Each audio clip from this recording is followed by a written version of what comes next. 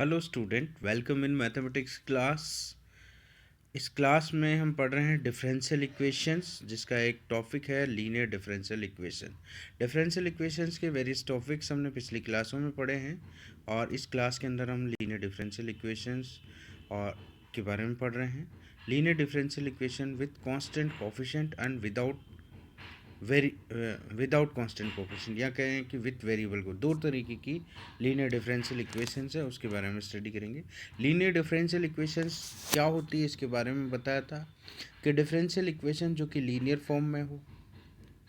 Linear form में मतलब जिसकी डिग्री जो है वो 1 होनी चाहिए। डिपेंडेंट वेरिएबल और इसके डेरिवेटिव का प्रोडक्ट नहीं होना चाहिए।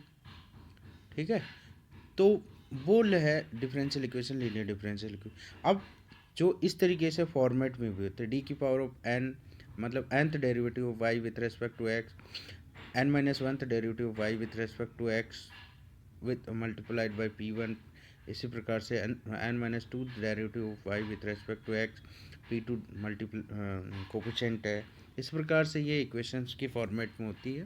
तो ये differential equation linear differential equation का एक जो n ऑर्डर की है, मतलब n और टाइम्स डिफरेंशिएट किया गया है।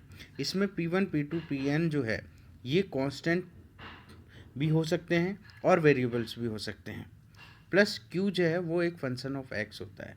अब अगर p1 p2 pn अगर कांस्टेंट है और q जो है वो फंक्शन ऑफ x है, तो ये linear differential equation with constant coefficient कहलाएंगे।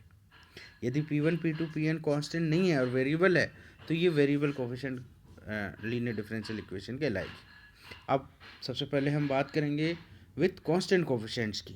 तो यहाँ ये p1 p2 कांस्टेंट कोफिशिएंट है, तो ये linear differential equation with constant coefficient हो गई। अब हम जब भी डिफरेंशियल इक्वेशंस पढ़ते हैं तो उसमें डेरिवेटिव की बात आती है। तो डेरिवेटिव में हम d y by d x first derivative, इसी प्रकार double derivative of y with respect to x, ये इस तरीके। तो हम यहाँ क्या है कि y जो है वो एक फंक्शन है, y is equal to f of x हम पढ़ते हैं। तो y एक फंक्शन है, उसका डिफरेंशिएट किया गया है। ठीक है, तो d y by d x का मतलब ये नहीं है कि डी वाई में डी एक्स का डेरिवेटिव डिवाइड किया गया है, ये वाई का डेरिवेटिव। तो डी बाई डी एक्स एक हमारा एक ऑपरेटर है जो कि डिफ्रेंशिएशन को बताता है। इसको हम डी बाई डी एक्स को कैपिटल डी से भी रिप्लेस कर सकते हैं। इसी प्रकार double derivative of y with respect to x square में 2 बार इसको वो किया गया है डिफ्रेंशिएट, इसलिए डी बाई डी एक्स एक जो है डी से और इसका 2 बार है, तो इसलिए डी स्क्वायर से रिप्लेस करेंगे। इसी प्रकार एन टाइम तक डेरिवेटिव किया है तो डी की पावर ऑफ एन ऑपरेटर इसका यूज किया है। इसको डिफरेंशियल ऑपरेटर कहते हैं, हिंदी में अवकल संकारक भी बात कर सकते हैं। अब ये जो डिफरेंशियल इक्वेशन वन, जो linear differential equation of n order का जो स्टैंडर्ड फॉर्म है, उसमें देखें तो डी एन उसको सब्सटीट्यूट करें अगर डिफरेंशियल ऑपरेटर से, तो ये डी की पावर ऑफ एन मतलब y का nth डेरिवेटिव है उसको डी की पावर ऑफ एन वाई से, और n minus one derivative y उस कोफिशिएंट इज p1, उसको इस तरीके से लिख सकते हैं। तो ये इक्वेशन कन्वर्ट होकर के हमारे पास डी की पावर एन p1 डी की power of n minus one plus p2 d two, इस तरीके से एन वाई कॉमन चला जाएगा। और ये क्या है, एक फंक्शन ऑफ वाई की डी की फॉर्मेट में हो गया, तो f d of y equal to q से रिप्लेस कर सकते हैं और इस तरीके से हमारे पास इक्वेशन 3 मिल जाती है।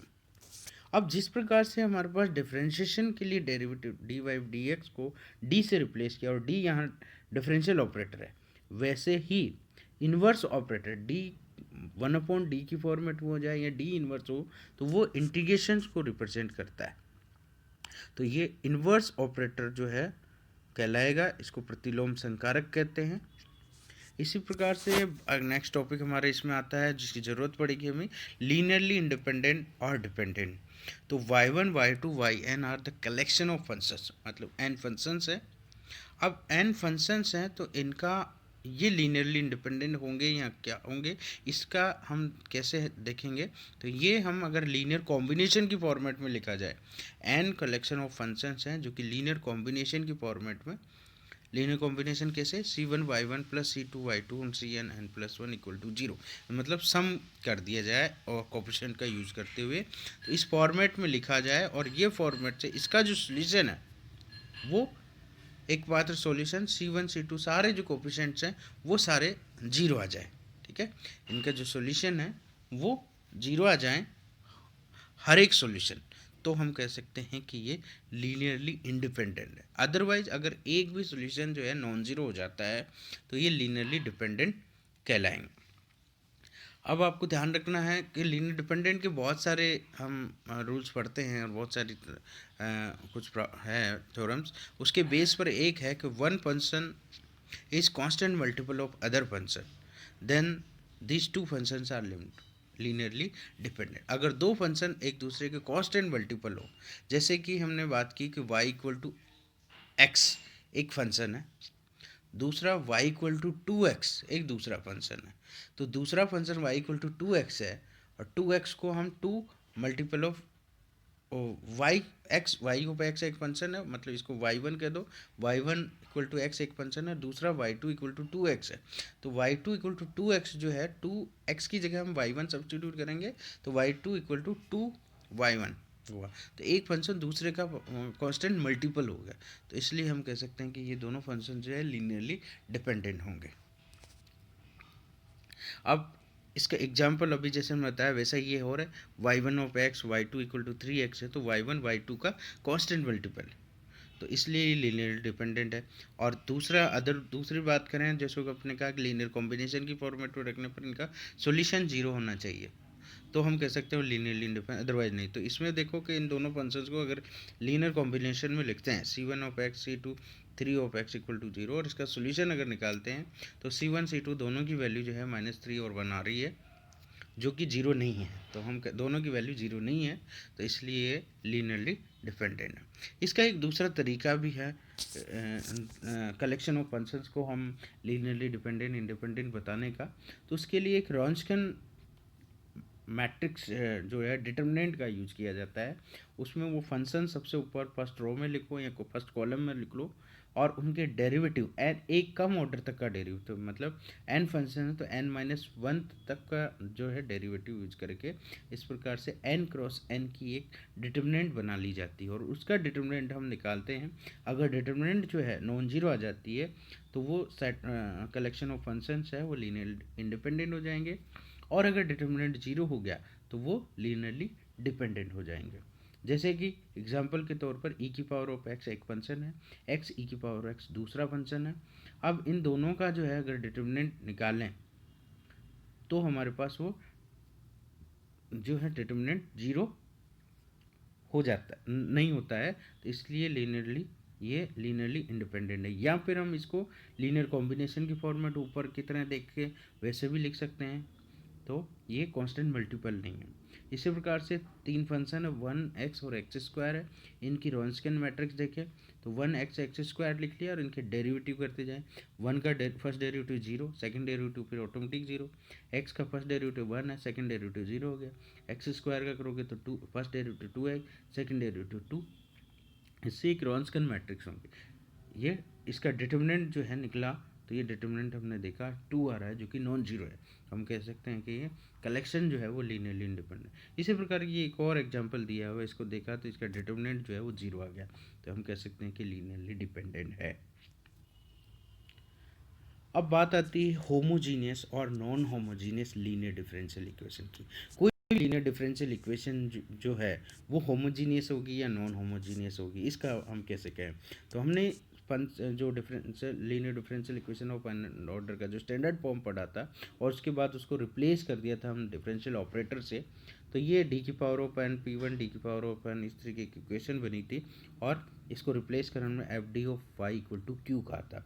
तो राइट साइड में जो फंक्शन ऑफ एक्स है क्यू, वो अगर जीरो हो जाता है, ओनली लेफ्ट साइड में रह जाए, राइट साइड पूरी जीरो हो जाए, तो उस केस में जो लीनियर डिफरेंशियल इक्वेशन होगी वो होमोजीनियस होगी। और अगर वो जीरो नहीं होता है या कोई भी कांस्टेंट हो जाए या फंक्शन ऑफ एक्स रह जाए, तो उस केस में वो linear differential equation non homogeneous हो गई। तो समझ में आया। तो Q जो है, जो f d of y equal to q जो लिखा जा रहा है, Q जो है वो अगर जीरो हो जाता है, मतलब राइट साइड पूरा जीरो होकर के लेफ्ट साइड में रह जाए पूरा जो भी है, तो वो हम कह सकते हैं कि होमोजीनियस लीनियर डिफरेंशियल इक्वेशन। और अदरवाइज जो है हम कह सकते हैं कि अगर वो क्यू जीरो नहीं हो रहा है, वो फंक्शन ऑफ एक्स हो जाए या कांस्टेंट हो जाए तो उस केस में वो non homogeneous linear differential equation कहलाएगा। अब इसकी कुछ प्रॉपर्टीज है जो आपको ध्यान रखनी है कि if y equal to f x is a solution of f d of y equal to zero, क्योंकि अब होमोजीनियस की बात करें तो होमोजीनियस ये एक होमोजीनियस इक्वेशंस होगी f d of y equal to zero. इसका एक सॉल्यूशन अगर y equal to f x है तो इसका constant multiple y equal to C f x is also a solution होगा, क्योंकि हम कह रहे हैं कि कोई भी फंक्शन है तो उनका लीनियर कॉम्बिनेशन भी उसका सॉल्यूशन होगा। तो y equal to f x जो है अगर सॉल्यूशन है तो C y equal to C f x भी उसका सॉल्यूशन होगा। इसी प्रकार यहाँ जो सी है वो आर्बिट्री कांस्टेंट होगा। इसी प्रकार से y equal to f n of x अगर सॉल्यूशन है और दूसरा y equal to f two भी इसका सॉल्यूशन है f d of y equal to zero का, तो इनका जो लीनियर कॉम्बिनेशन है y equal to c one f n x plus C two f two of x is also a solution, ये भी सॉल्यूशन होगा। अब इनका यूज़ करते हुए हम कम्प्लीमेंट्री फंक्शन या पर्टिकुलर इंटीग्रल कंप्लीट सॉल्यूशन क्या होता है इसको हम देखते हैं। तो कम्प्लीमेंट्री फंक्शन मतलब पूरक फलन, पर्टिकुलर इंटीग्रल मतलब विशेष समाकल। तो कोई भी अवकल समीकरण है जिसको हम f d of y equal to q से लिखा जाएगा, क्यू इक्वल टू जीरो हो जाएगा तो ये होमोजीनियस हो जाएगी, तो इसलिए क्यू इक्वल टू जीरो कर दें। सबसे पहले जब भी कम्प्लीमेंट्री फंक्शन हमें अगर फाइंड आउट करना होता है तो क्यू इक्वल टू वो जीरो लेके चलते हैं। तो हमने ये अवकल समीकरण है जिसका standard form f d of y equal to q है, क्यू को हमने जीरो किया तो f d of y equal to zero हो गया। तो ये एन ऑर्डर डिफरेंशियल इक्वेशंस है, तो एन ऑर्डर है तो एन लीनियर इंडिपेंडेंट सॉल्यूशंस होंगे, तो y one y two y n होंगे जैसे हमने ऊपर प्रॉपर्टी में देखा। तो एन ऑर्डर है तो एन सॉल्यूशंस होंगे, y one y two y n है।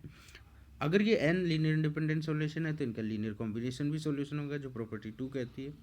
तो C one y one plus C two y two plus C dot dot plus C n y one is also a solution. इसको हम you से replace कर देते हैं, तो ये जो यू है वो जो लीनियर कॉम्बिनेशन है ये भी हमारा इसका सॉल्यूशन होगा जिसको हम कहते हैं कम्प्लीमेंट्री फंक्शन।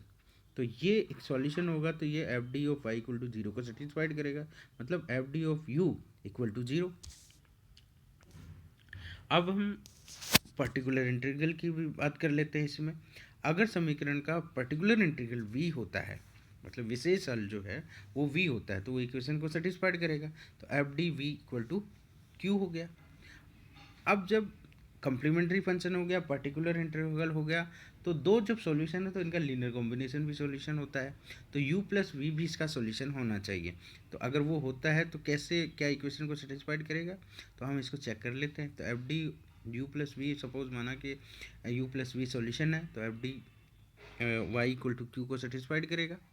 तो f d u plus v देखा तो एफ डी को हमने यू से मल्टीप्लाइड किया फिर वी से किया, तो f d u plus f d of v. तो इक्वेशन अभी 5 में हमने देखा था f d u equal to zero है और एफ डी ऑफ वी जो है जो इक्वेशन 6 में दिया है वह क्यू है, तो ये जीरो प्लस क्यू हुआ और q zero plus q equal to q, जो कि इक्वेशन को सेटिस्फाइड कर जाता है। तो हम कह सकते हैं y equal to u plus v is also a solution which is, जो ये सॉल्यूशन है जॉइंट सॉल्यूशन जो कम्प्लीमेंट्री फंक्शन और पर्टिकुलर इंटीग्रल के जॉइंट से आता है उसको कहते हैं हम कंप्लीट सॉल्यूशन, मतलब पूर्ण हल। तो इस प्रकार से हम कोई भी डिफरेंशियल इक्वेशंस है, लीनियर डिफरेंशियल इक्वेशन है, तो उसके लिए हमारे पास एक सॉल्यूशन बन के आ रहा है y equal to u plus v. U मतलब क्या है, C one y one plus सी two y two C n plus one, जो कि कम्प्लीमेंट्री फंक्शन से आ रहा है, और v जो है वो पर्टिकुलर इंटीग्रल हो गया। तो कंप्लीट सॉल्यूशन या जनरल सॉल्यूशन हुआ complementary function plus particular integral. अब इसमें कुछ प्रॉपर्टीज़ हैं जो चीज़ें ध्यान रखना है कि अब if q equal to zero हो जाता है, मतलब q होता ही नहीं है अगर किसी differential equation, linear differential equation में, तो उसका जो कम्प्लीमेंट्री फंक्शन है वही कंप्लीट सॉल्यूशन होता है।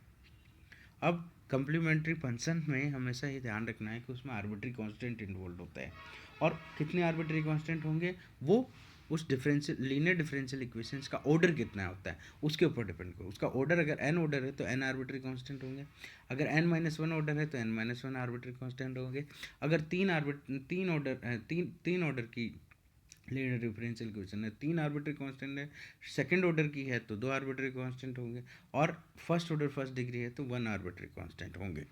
तो इस प्रकार से जितने ऑर्डर की लीनियर डिफरेंशियल इक्वेशन होंगे उतनी आर्बिट्री कांस्टेंट होंगे। पर्टिकुलर इंटीग्रल की बात करें तो या विशेष हल, उसमें कोई भी आर्बिट्री कांस्टेंट नहीं होता, क्योंकि उसमें आर्बिट्री कांस्टेंट का यूज़ नहीं किया जा सकता।